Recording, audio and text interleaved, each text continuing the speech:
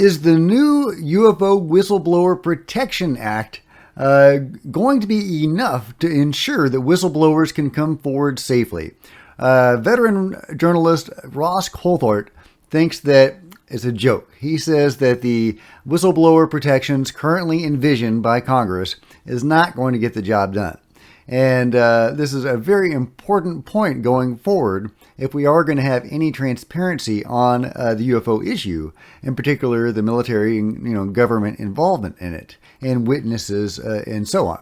So let's talk about that. This is a Cosmic Road where I talk about UFOs and the paranormal. Please hit like, please subscribe, and hit the bell to be notified of future videos, and comment below as I'm going through the story. Also, please consider joining me on social media. There's Facebook and Twitter links below. Or you can support the channel by becoming a channel member. See the first line in the description below to become a channel member, or you can simply leave a tip in the tip jar with the super thanks feature below. Okay, moving on with the story. Many, including myself, are excited about the new UFO program in Congress.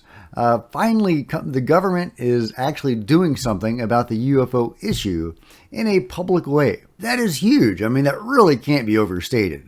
However, one of the methods they're going to use to evolve this process is having people being able to come forward that may have seen stuff or even been involved in secret government projects, involving the UFO/U.A.P. issue.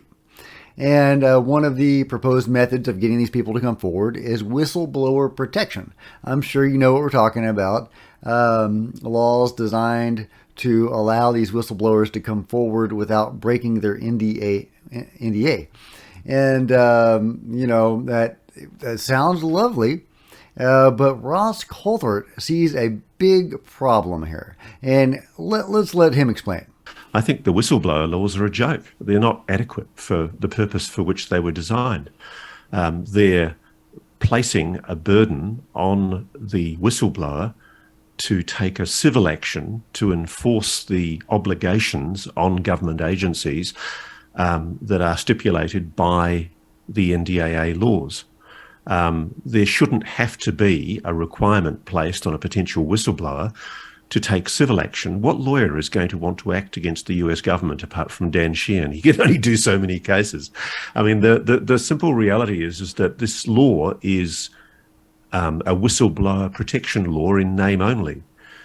Frankly, if you are deadly serious about enforcing the will of the Congress and making sure that the potential whistleblowers are protected, then it should be an obligation that's based on some suitably independent agency, maybe one of the oversight bodies in America, maybe the Inspector General Defense, or I've forgotten the name of the agency, but there's a regulatory agency that does very good reports in your government that takes quite an activist role in holding people to account on statutory and constitutional obligations of disclosure. Frankly, I don't see why whistleblowers should be put to the time, effort and expense of having to pay for civil litigation themselves if they get screwed by the department that they're blobbing on. The bottom line is it should be a statutory penalty that's imposed on a department that is shown to have done the wrong thing by a whistleblower. There's no such penalty. There's no such deterrent. So frankly, I don't think the NDAA laws is fit for purpose. So there you go. According to Ross, whistleblowers would have to get involved in civil action to come forward about this stuff.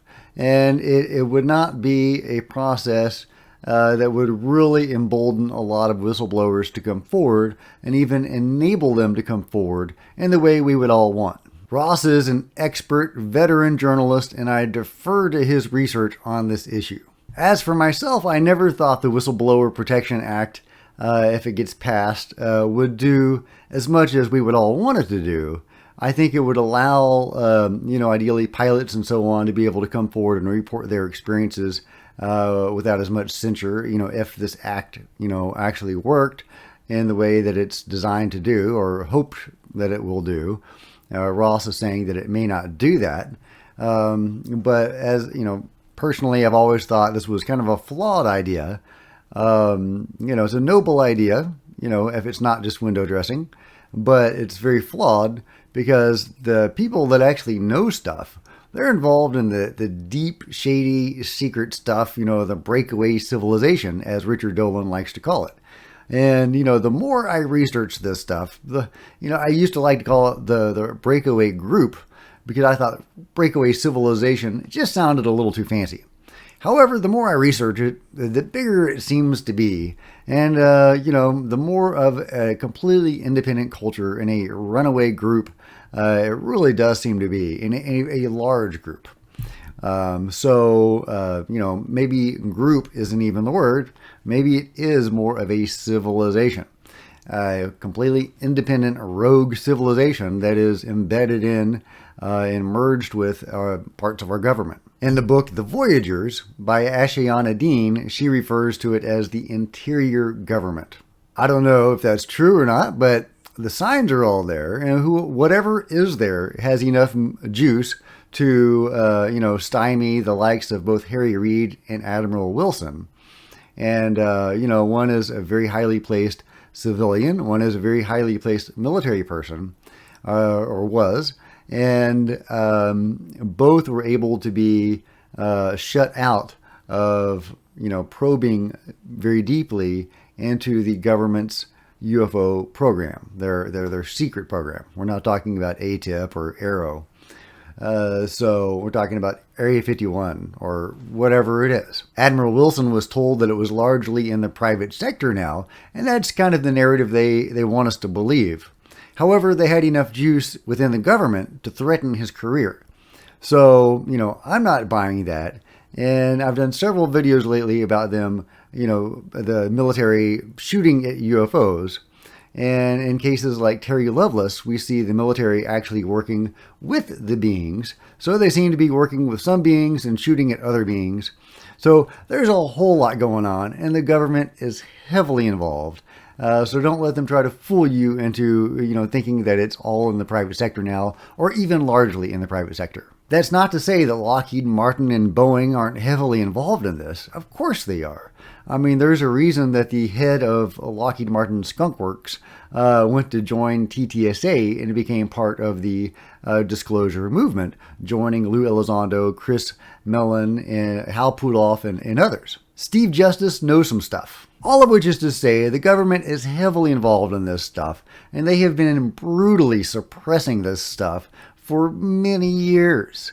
Just as soon as the term flying saucer was coined, they started their disinfo campaign trying to make this into a fringe topic, and they succeeded wildly, turning ufologists into kooks in the public eye. I fell for it too for most of my life until Lou and Chris got those videos out. Then the scales dropped from my eyes, as it did for many people. So that's why Lou and TTSA, all those guys, are heroes of mine and to many others as well. But the deep stuff, the breakaway group, is they are brutal. They are not nice.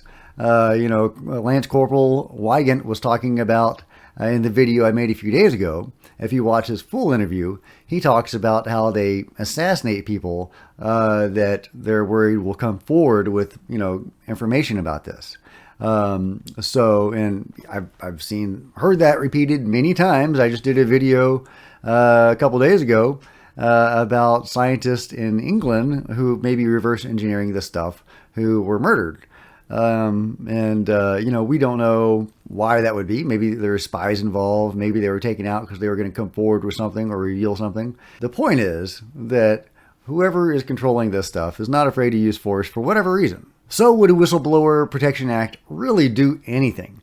These guys are going to be afraid to come forward, and rightly so, because the control group they're not nice and they're not fooling around. Now, I don't mean to paint them as villains necessarily, and that's the weird thing, because we don't know what their motives are.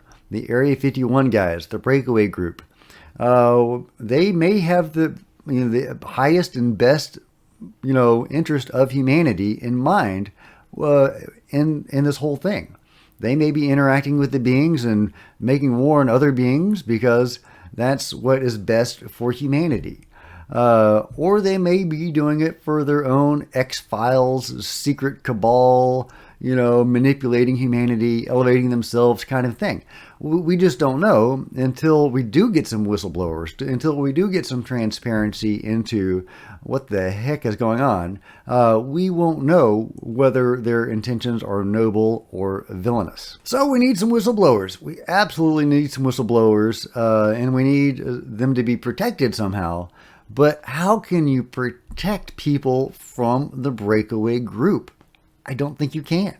If it's as vast and as powerful as I suspect it to be. If it truly is a breakaway civilization. Now, if it's just some guys tinkering around with some, down ships at, S4, then maybe it's not so much to worry about. But if Terry Lovelace, if his story and others of a similar kind are correct, it goes way beyond that. But that's just me. What do you think? Let me know in the comments below. And as always, if you've enjoyed this video, please give it a big thumbs up. I would really appreciate it. That'd be awesome. Smash that subscribe button and please hit the bell to be notified of future videos. That'd be great. Please consider supporting the channel and allowing me to spend more time on Cosmic Road and making these videos as good as I can get them by becoming a channel member. See the first line in the description below. You can also simply leave a tip in the tip jar with the Super Thanks feature. You can also join me on social media, interact with me there, and share these videos when they drop. Until next time, this is Jack with Cosmic Road.